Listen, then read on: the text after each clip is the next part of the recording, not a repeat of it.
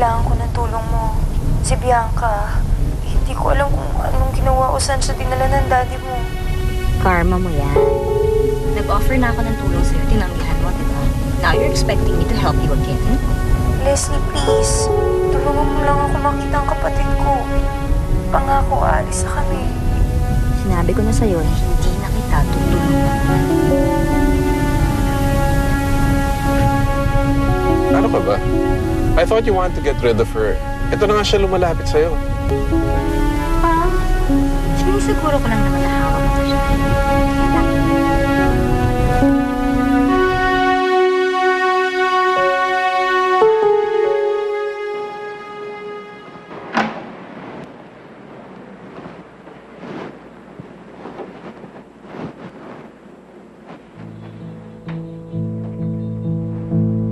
Dad?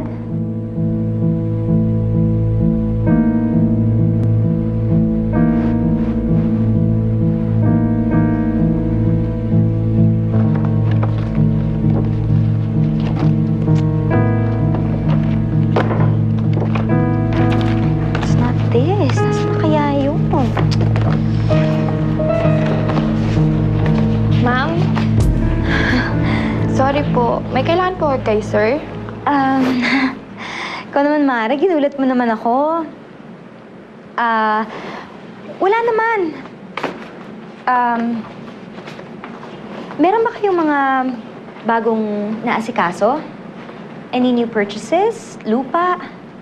Inaayos ko kasi yung cash flow for this month. Ayoko na sanang isorbohin pa si Daddy kasi busy siya eh. Kahapon po, nagpa-order po siya ng appliances. Pinapalitan niya po yung ibang gamit niyo sa isa niyong townhouse.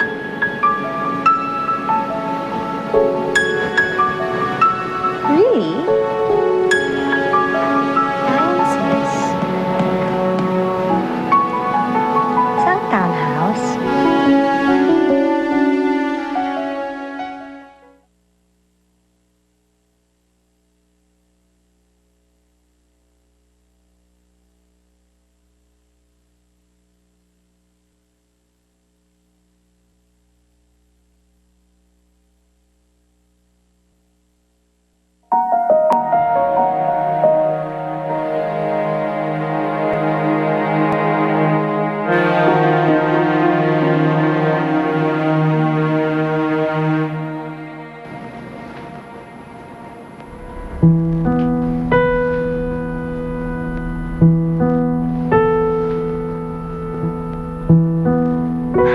Don't tell me iiyakan mo na lang yan.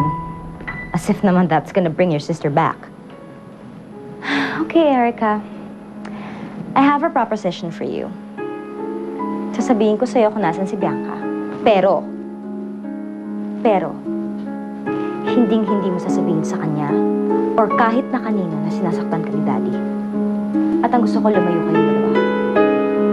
Naiintindihan mo ako? Sigurado ka? Dali mo na ako kay Bianca.